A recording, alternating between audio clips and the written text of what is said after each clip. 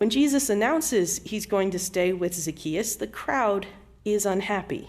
They grumble, "Jesus has gone to be the guest of one who is a sinner." And the crowd has a definite point. Tax collectors were sinners, and Zacchaeus was a chief tax collector. A tax collector at this point wasn't a neutral thing, like saying you worked for the IRS.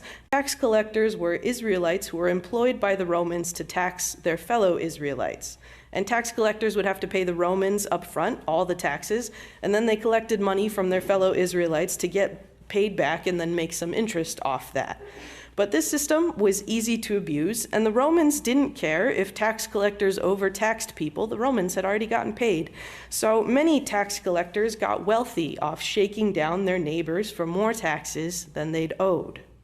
So at best, tax collectors were collaborators with foreign occupation, and at worst, they were collaborators with foreign occupation who also scammed their neighbors. And a constant complaint throughout Jesus' ministry is that he's hanging out with tax collectors. And this complaint is because tax collectors were sinners.